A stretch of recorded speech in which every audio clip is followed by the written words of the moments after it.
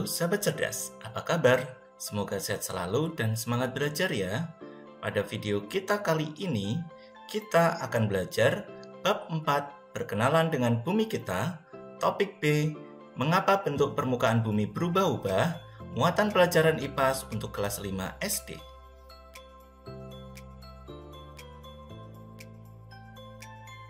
Kegiatan pembuka. Perhatikan gambar berikut ini. Liburan kemarin aku pulang kampung dan aku sedih karena sekarang di kampung halamanku tidak ada sawah.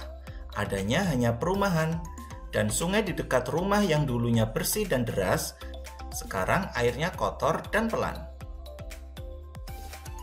Menurut kalian, mengapa kondisi alam di kampung halaman Aga berubah menjadi seperti itu? Kita sadari atau tidak, alam tempat kita tinggal selalu mengalami perubahan dari waktu ke waktu.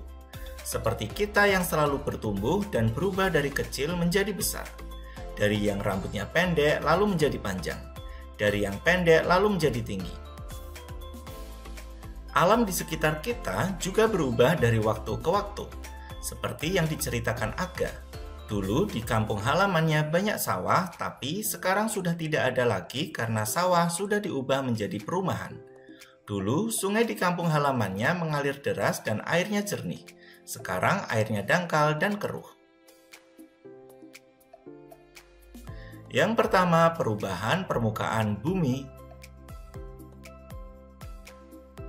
Bentuk permukaan bumi tidak selalu tetap dari zaman dahulu hingga di masa depan nantinya.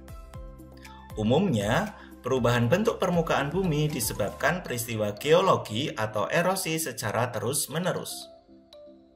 Perubahan kondisi lingkungan tempat tinggal kalian merupakan salah satu contoh dari perubahan di permukaan bumi kita yang terjadi dalam waktu yang cukup lama. Membutuhkan waktu bertahun-tahun untuk mengubah kondisi lingkungan di sekitar tempat tinggal kita. Perubahan cuaca di bumi. Tahukah kalian bahwa bumi tempat kita tinggal juga mengalami perubahan yang sangat cepat? Salah satu contohnya perubahan cuaca. Apa itu cuaca? Secara sederhana, cuaca adalah keadaan udara di atmosfer pada waktu dan tempat tertentu yang sifatnya tidak menentu dan berubah-ubah. Contohnya, saat kalian berada di sekolah terjadi hujan, tapi pada saat yang bersamaan tidak terjadi hujan di rumah kalian.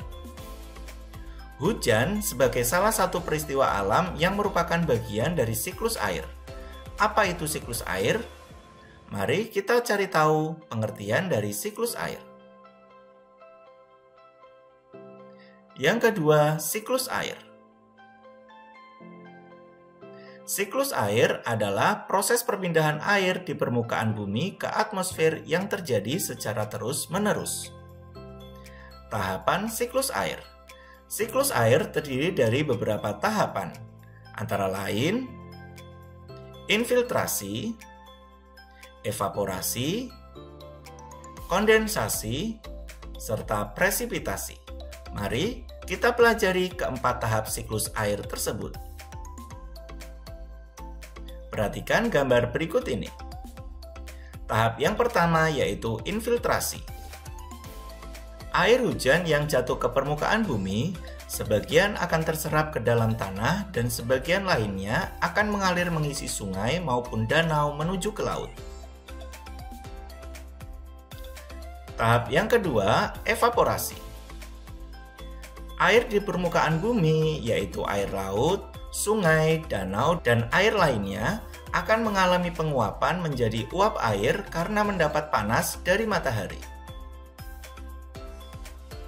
Tahap yang ketiga, kondensasi.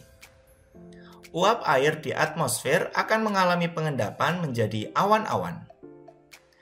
Angin akan membawa awan terbang dan berkumpul dengan awan lainnya.